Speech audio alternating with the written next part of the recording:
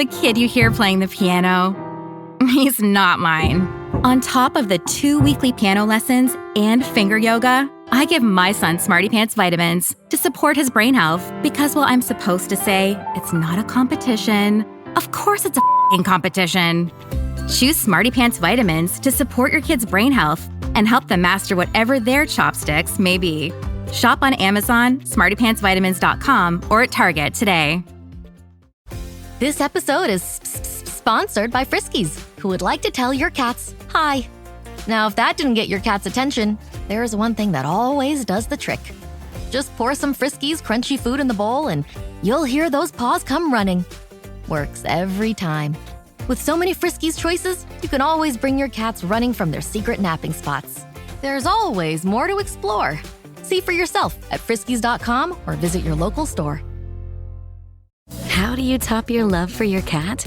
With a cascade of decadent savory gravy over a mouth-watering mousse pâté. Fancy Feast gems.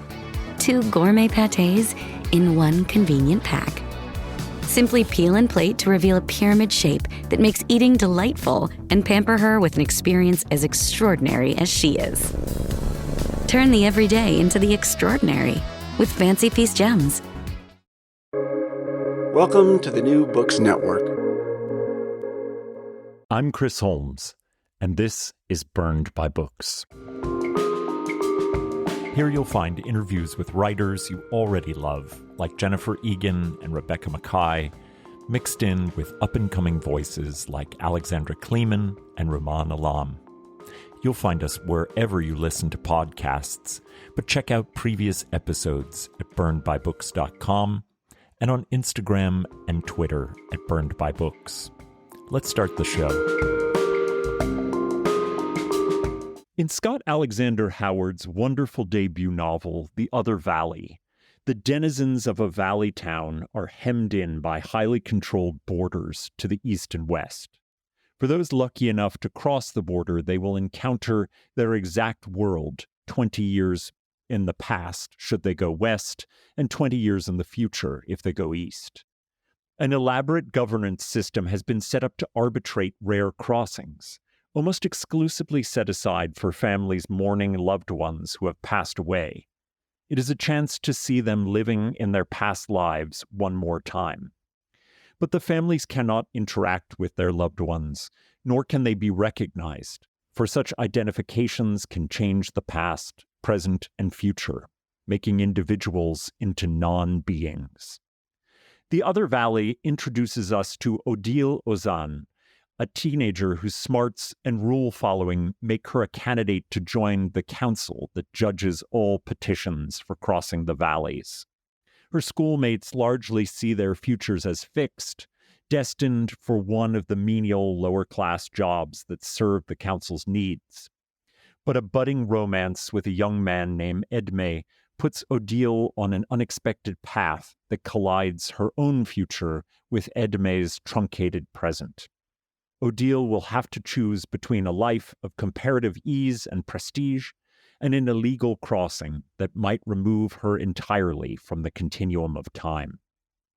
Aptly compared to the work of Ishiguro and Atwood, The Other Valley works a spell with its reserved mood and hauntingly repressive speculative world.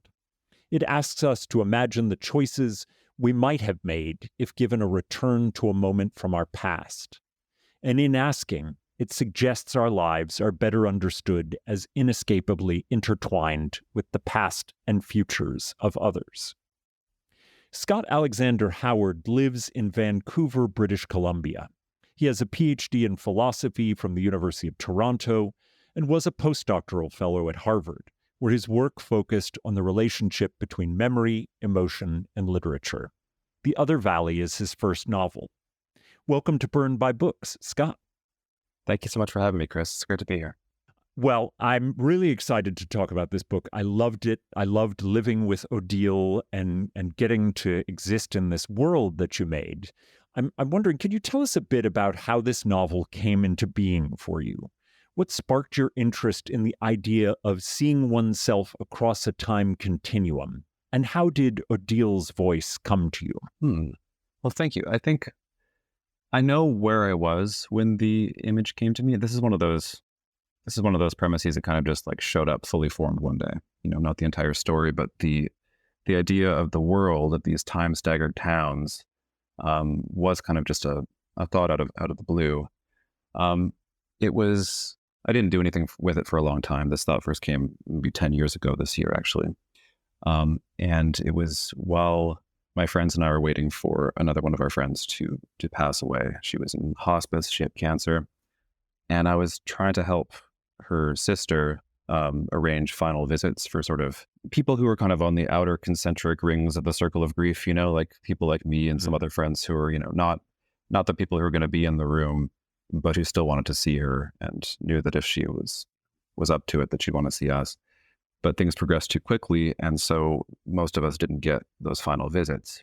And it was during that time, those kind of awful days where you're just sort of, checking your email and just watching your phone, that this thought just suddenly struck me, this kind of naturalization of time travel, where time travel is just geographical, kind of terrestrial travel. And there's these towns that just kind of proceed east and west forever in either direction, presumably.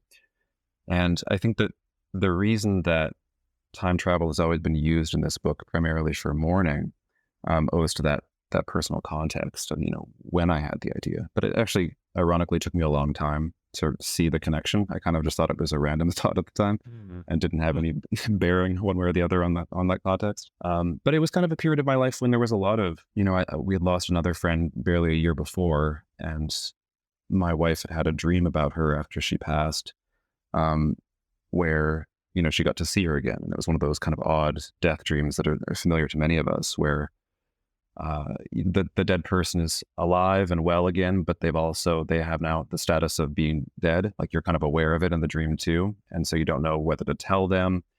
And a lot of people find these dreams kind of strange or upsetting. I have. But my wife's dream, she kind of came out of it and she was just so grateful to have seen her friend again. And I think that reaction kind of stuck with me. The idea of, this one last look being so meaningful.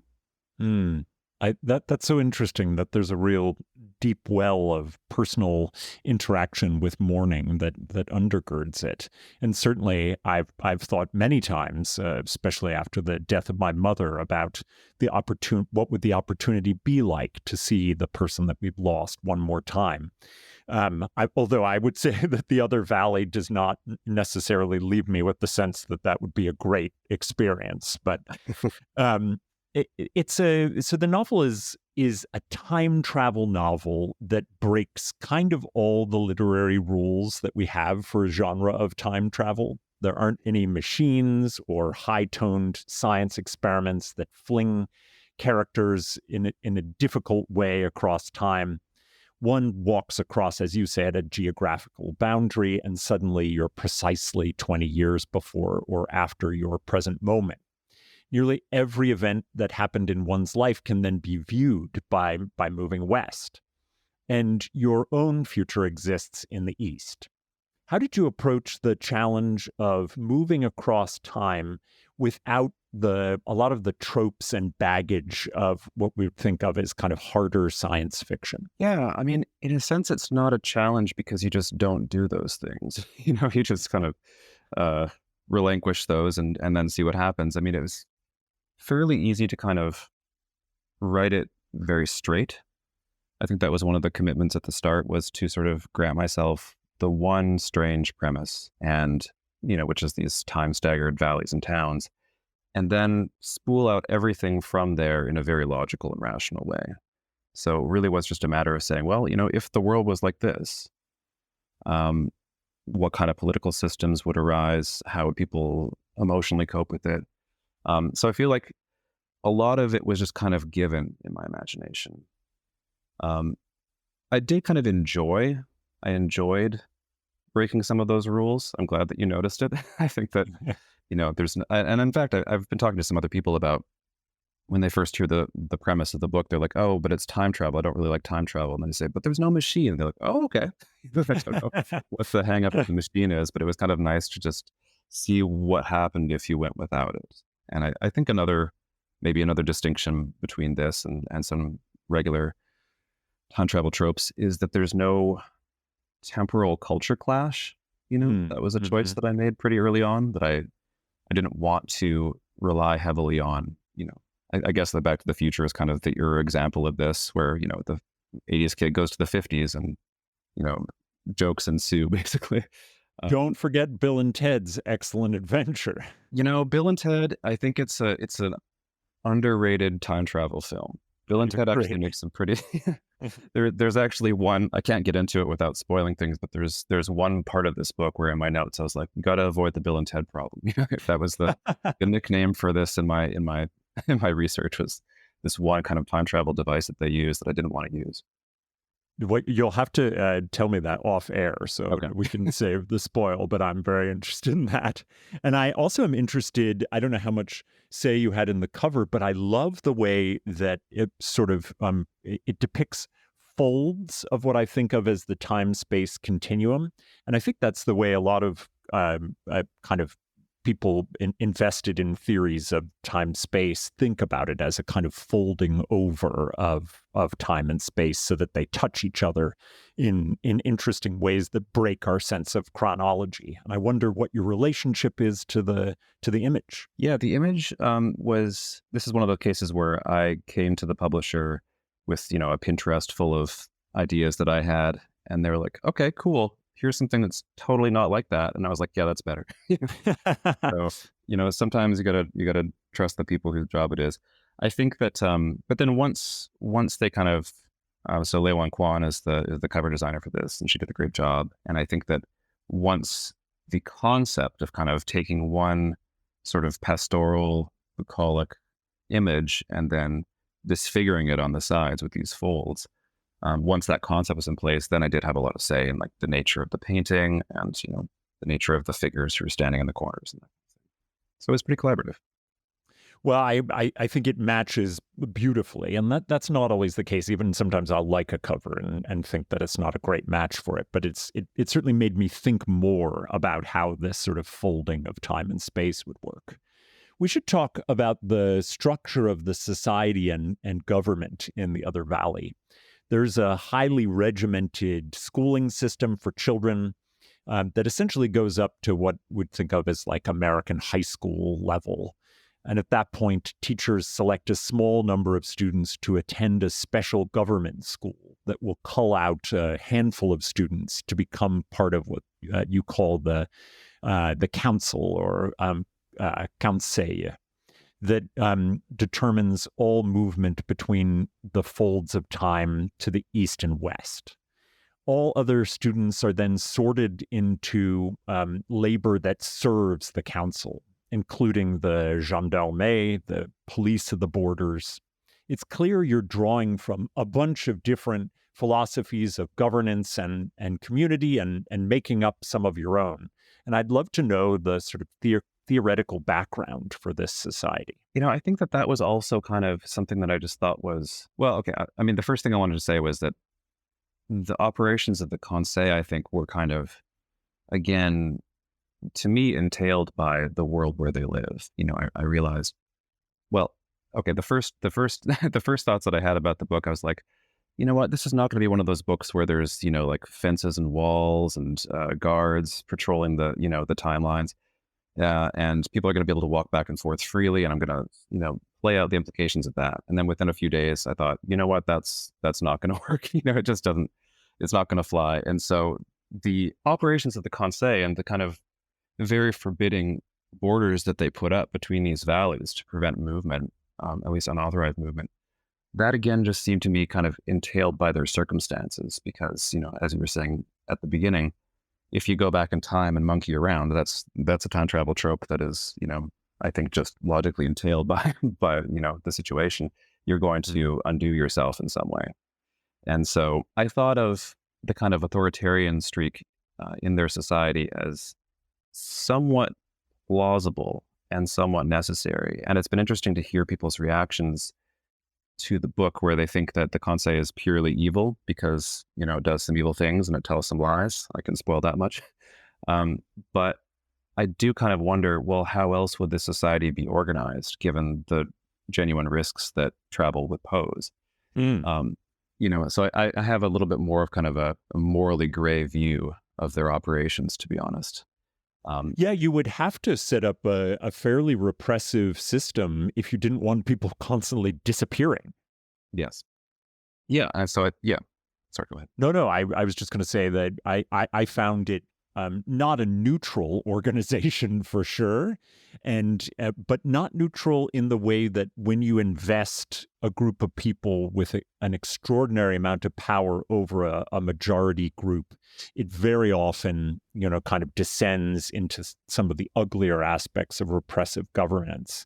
But that seems almost like organic to those styles of governance. But at the same time, it felt like there was this very necessary piece for this society, and that they couldn't do without it.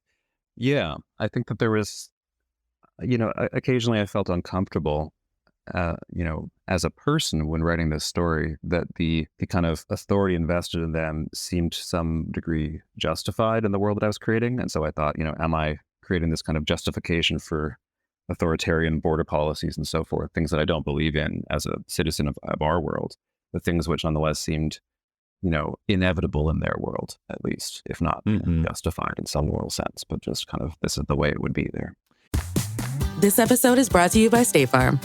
Knowing you could be saving money for the things you really want, like that dream house or ride, is a great feeling. That's why the State Farm Personal Price Plan can help you save when you choose to bundle home and auto. Bundling, just another way to save with the Personal Price Plan. Prices are based on rating plans that vary by state. Coverage options are selected by the customer. Availability, amount of discounts and savings, and eligibility vary by state. Shh. Hear that? Big waves are calling. Dive into refreshment with Kona Big Wave. Tropical flavor and the taste of aloha in every drop. This summer, don't just listen. Join Kona on the Big Wave Bonfire Tour. More information at konabigwave.com/bigwavemusic. Kona Big Wave. Liquid Aloha. Copyright 2025 Kona Brewing Co., St. Louis, Missouri. Mahalo for enjoying responsibly.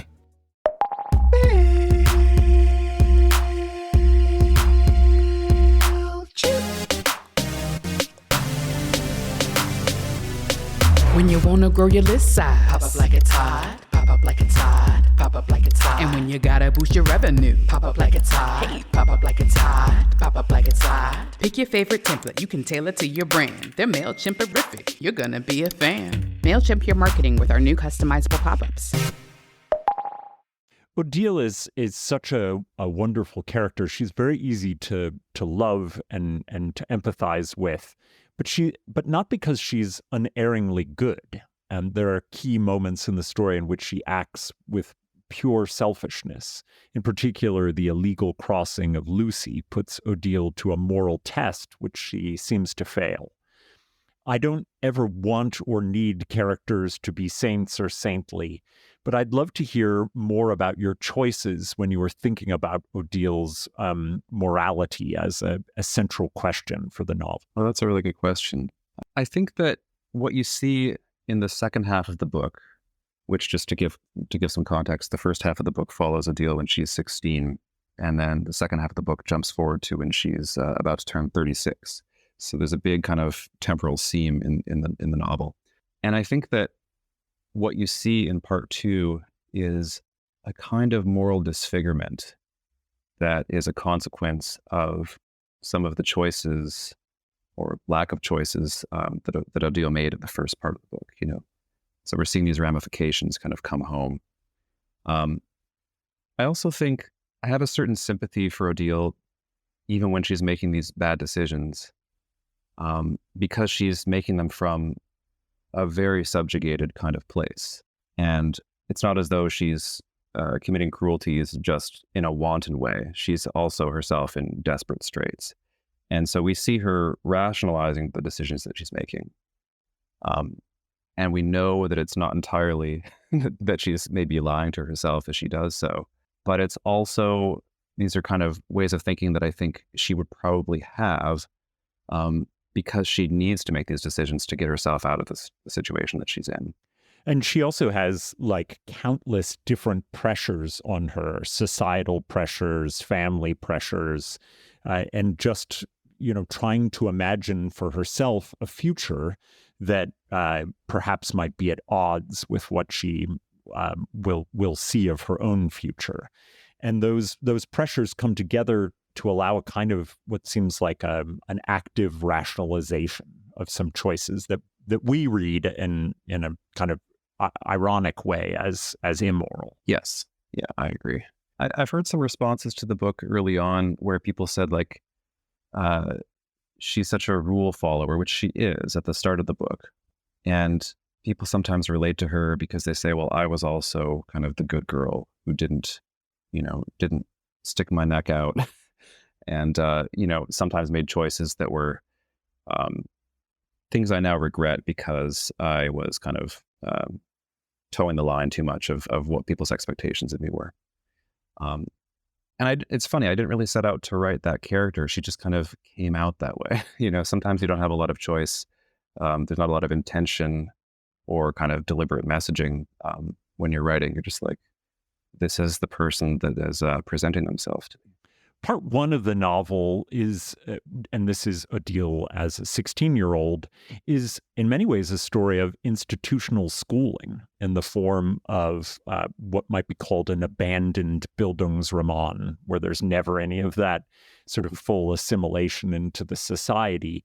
And part two becomes almost a gritty police narrative, with the emphasis on how a subject of a repressed society makes choices that are selfless in order to try and change that system.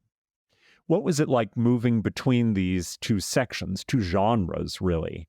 And what was appealing about splitting the novel in this way? I think that the primary appeal of splitting the novel on a kind of thematic or emotional level, as opposed to just like a plot mechanics level, was that I wanted to make you miss childhood when you got to part two.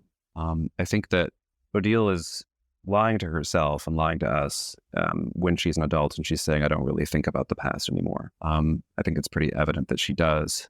So I wanted to sustain a certain degree of, mournfulness in the reader for the first bit of that adulthood that we see of hers. In the same way that I think that she misses childhood, even though she's, not telling us that she does. So I think that that's kind of what I was trying to do with that big time jump, was kind of create that sense of loss in the reader as well. The genre switch, I don't really see it as a generic switch, even though I know exactly what you mean. Like and I'm seeing, some people talk about it that way, as like it's a coming of age that becomes a thriller. I really like gritty police narrative.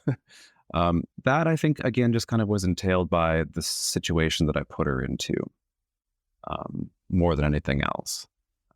I kind of wanted to, I don't know, you don't hear about it spoken about this way too much. Like usually you just hear like characters determine the story, that's the goal of writing, is for, the character to sort of lead the way. But this does seem to be a case where the character is actually determining the genre itself of the literary work.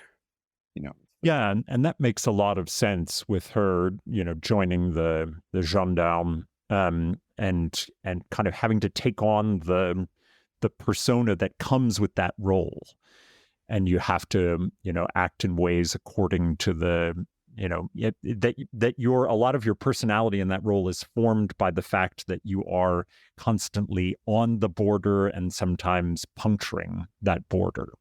And so that the form of the border and its both its physical and illusory sense kind of gives shape to how Odile acts, and at least at the beginning of that section.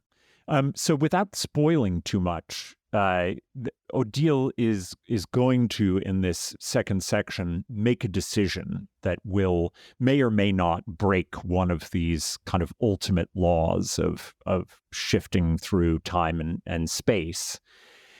But it is clear that this larger system will still persist in some way. And I was wondering how you thought of the novel in terms of its, because I think of it as quite hopeful, the novel, and at the same time it carries an inherent pessimism about how ideologies and repressive systems kind of keep rolling on, even when you have hopeful, revolutionary moments. That's really well put. Yeah, I think that I'm a sucker for the bittersweet. I think that's kind of one of the tonal aspirations that I have most of the time. And it felt to me as though balancing the kind of hopefulness of the ending with a certain degree of cynicism and, without spoiling things, a certain degree of pessimism about the ultimate achievement that Odile has. That just felt like an appealing kind of place to land. It felt to me true to life. When you were describing that, I also was thinking about the Ishiguro comparison and sort of the Ishiguro inheritance that I have, because it seemed to me like what you were saying does describe what he's been doing lately. And by lately, I mean kind of the last 20 years. He sort of ends these novels like Never Let Me Go and Clara and the Sun with a kind of balancing between maybe a certain kind of naive hope in, the power of love or the power of the sun, with a certain kind of societal cruelty that doesn't recognize that or is indifferent to it or doesn't reward it in some way. So maybe I absorbed some of that from him. Yeah, I mean, I thought it was, when I first read that comparison, I was very excited, and I felt like it did play out in the way that you're describing it. And I certainly think of his novels as always bittersweet. Even personal triumphs are couched in a kind of pessimistic sense of what's happening in the larger world.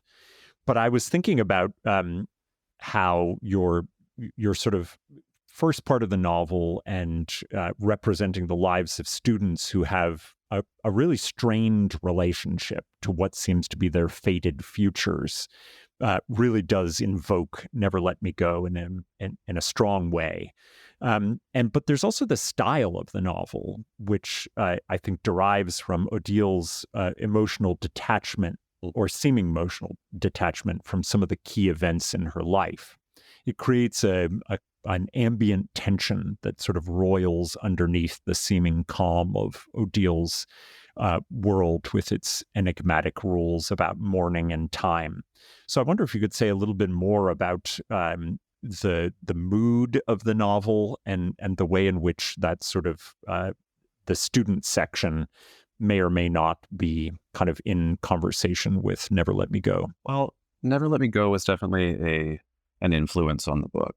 I think that there's something just so beguiling about Ishiguro's signature tone. And, the style you were just describing, I think describes him. He has this kind of, these wonderfully flat, placid surfaces to his sentences, and then these titanic emotions that are moving under those surfaces that often don't break. Said. Yeah, but they never break through. So you're just kind of like watching these currents. You can see them transparently, but you're never going to, they don't actually erupt. There's something really powerful about that does create a lot of tension, and that's something that I hope that I've learned from. It's just brilliant. It's funny. I actually don't think that Never Let Me Go is my favorite of his books. I think that for me, it's. What's your favorite? Okay, let's do some rankings. And I'm not a completist. I haven't actually read a few of them. So, but I think that I probably would say that The Remains of the Day and A Pale View of Hills would be my number one. Tied, perhaps. Pale View of Hills is that's a hot take. I'm not. You'd be in a lonely few, I think. But I like it. I think it's a great novel. Have you read The Unconsoled? No. So that and The Buried Giant I have not read. Well, I think you'll particularly like those two, in part because of your work working on mourning and time and literature, but also because the way that time works in The Unconsoled and this sort of the geographic movements that seem to come with kind of time jumps or backwards or forwards. There'll be a lot for you to like, I think. Yeah, I had a philosophy professor recommend it to me. I've been meaning to read it. Yeah, I think that's Ishiguro's book to like please the philosophers. So I'm deeply interested in your use of borders in the novel. There are physical borders, there are ideological borders, and there's all these different ways in which the passage via land or water is cut off. And sometimes that it is a deadly border, and people die trying to cross. These would-be trespassers are essentially trying to make a better life for themselves and their families. Removing the speculative fiction aspect of it, it feels like the long history of desperate border crossing seeping into the other valley. How do you think about borders and boundaries of all kinds in the novel? In the novel, I think that the border being the way that it is one of the few times in the book, I think, where I was somewhat consciously playing with symbolism.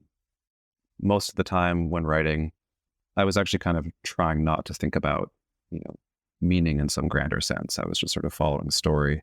With the border, I think I was initially responding to a certain kind of hostility in philosophy, which is where I came from before I wrote this. A certain hostility towards thinking about the personal past. So my specialization was, I wrote my dissertation about nostalgia and about sort of literary inflected emotions that you find, in poetry and in fiction, especially kind of high modernism, like Proust and Woolf. And I didn't find a lot of purchase. There weren't a lot of people who saw what I was doing as particularly philosophical. And so I had like a lot of, I don't want to overstate it. I had some really strong supporters, but I also had a lot of people in the field who were just like, this isn't philosophy. This feels like literature to me. Mm-hmm. And I think that there was a real kind of future orientation in especially moral philosophy and moral psychology. Everyone's just talking about, action and giving a kind of very purposive view of the world, whereas my view of the world was so much more interested in the digestion of the past. And so I think that when I was writing this book initially, I took a certain kind of glee in depicting a border between myself and the past that was brutally policed, because it felt to me like, I don't know, in a way, like almost a satire of the sort of hostility that I encountered professionally whenever I would try to talk about memory to people who really didn't want to hear about it. Well, I think there's so much kind of layered into the way that borders work in the novel, and it's a real pleasure to sort of try and undo those threads and see what comes out of it. I found myself coming back again and again to the scenes of the border and loving the way in which they both kind of reminded me of border crises here in the U.S. and all over the world, but also how they were clearly kind of philosophical kinds of boundaries, mental and otherwise. Yeah, I think that the kind of, it's also a book about grief, and one of the things about grief is that it's one of these universal experiences that kind of resists articulation, and it's by its nature, it's kind of unfathomable. And I think that part of the world of the novel symbolically is kind of gesturing at that unspeakability too, and particularly the borders. The book was actually sold under the title Grief Border. And then I was told that audiences are maybe not going to go for that. So I don't know. I always liked it. But I think that, the past going on existing as a living place, but with guards with guns between you and it, and the major taboos in the town about even talking too much about the place beyond the border. I think that was also maybe kind of gesturing at the unspeakability of grief. This is a Francophile Anglo novel with names like Alain, Yvrette, Edme, and Odile, and directions given as Est and Ouest. Even reading a lot of world literature, I don't encounter too many novels, perhaps outside of Québécois, that have this Francophilia in a novel written in English. Can you tell us about the dueling linguistic registers of the Other Valley? Sure, yeah. I think the answer to this question is kind of overdetermined. I think that there's kind of like a whimsical reason why it first appeared in the book, and then a more functional reason. And in a way, my theory of fiction is that it's kind of like on a natural selection model. Like there's random mutations, things you just kind of fling into it to see what sticks, and then the stuff that stays is the stuff that's actually doing something for your story, whereas the stuff that is just kind of whimsy, it doesn't function, gets weeded out in subsequent drafts. And I think that the French thing initially kind of got flung in for a few different reasons. One is that I was basing the landscape of this world on the valleys where I grew up, which are in sort of the southern interior of British Columbia, which is not the BC landscape that if you have an image of it in your head is actually accurate. We usually think about Vancouver and Pacific Northwest kind of. That's what I think of. Yeah. Yeah. So like what Netflix shows look like basically. And I think that the part of the province where I grew up, it's actually a pretty rare ecosystem in North America, or at least in Canada, it's the only desert. There's these high kind of sort of shrub steppe and these deep, glacial fjord lakes that are, full of lush orchards at the very bottom, but then quickly become these very arid pine forests. It looks a lot more like the Black Hills or something like that. But when I was traveling around the southern Mediterranean, I noticed this kind of commonality between, my home landscape and this one. And so when I was writing the book, I started to think about, well, what if, I just started to use some of the naming conventions from this part of the world in the world that I was building. And I think it was also, so there's kind of that on one hand, and then there was also the fact that I was supporting myself as a copy editor at the time when I was writing this, because I had stopped, I had left academia at this point. And one of the books I was working on was a history of the cartography of Paris. And so the name Edme actually comes from, a Parisian city planner. Same with Conseil. I just kind of liked the old-fashionedness of those words that fit the world that I was building. So those are kind of like the whimsical, I'll just try these out in a draft and see if I like them. And I think though that they stuck around because I liked how they kind of hovered between realism and something a little bit more otherworldly. Like I was trying to create an atmosphere that was deeply familiar, and I didn't want to go all the way into sort of speculative fiction naming conventions, which are names without like an earthly precedent, And I think that kind of fit the genre of the book, to use a language that's going to be foreign to most readers of this book, at least, Anglo readers, but not so foreign that it's wholly made up or unfamiliar. That kind of just seemed like the sweet spot for me. Yeah, and I agree that they have a feeling of kind of almost antiquitous, and that which I like in speculative fictions. I like when you both feel like there's something that's out of the bounds of your realism, but also a kind of old-timiness. And I think the book does a great job kind of, just even the way schooling happens feels like a much older form of schooling, and the process of being selected, this all feels like our world, but slightly earlier. And then you've got this kind of element of time travel within it that plays with that. So I liked that very much. Thank you. Yeah, it was kind of fun to take time travel, which is typically a futuristic sort of genre, and render it with a fairly retro kind of vibe instead. Before I let you go, Scott, I'd love to know what you've been reading recently and whether you have any recommendations you might have for Burned by Books listeners. Yeah, absolutely. I think it's been interesting to be kind of part of the publishing cycle for the first time and feel suddenly as though my reading habits are so behind. Everybody's always reading the latest stuff, and I'm always reading things from at least a few years ago. There's a couple of things, though, that I'm reading now that are actually, these are the rare cases where I'm up to date on things. And so I'm reading Morgan Talty's forthcoming novel, Fire Exit, which I'm not finished yet, but it's excellent so far. I've been reading a book called Silver Repetition by Lily Wang. It's a Canadian novel. It's very lyrical, also very good. And I think also for a list that I was writing about some Canadian stuff, a philosopher and poet in Canada named Jan Zwicky, who's also a friend of mine, was a teacher of mine, one of my first philosophy teachers. I've been rereading some of her poetry, including a book called The Long Walk, and just blown away by it again. It's very much dealing with ecological collapse and exploring the kind of complexities of our reactions to it. So that's the one that I would maybe most strongly recommend, that your listeners probably won't have heard about, because it's sure stuff doesn't make it across the border as much, but it's just so good. The Long Walk by Jan's Wiki. I don't know any of these, and I'm excited to seek them out. I want to very much recommend The Other Valley, which absolutely absorbed me, and I found myself so endeared to Odile and her world. And it was a real treat to get to talk to you about it, Scott. Thank you so much. It was great to talk to you too. Yeah, thanks so much.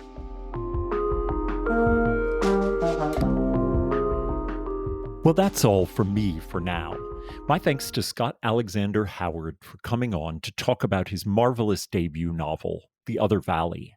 You can find links to purchase The Other Valley and all of Scott's recommended books at the website, burnedbybooks.com.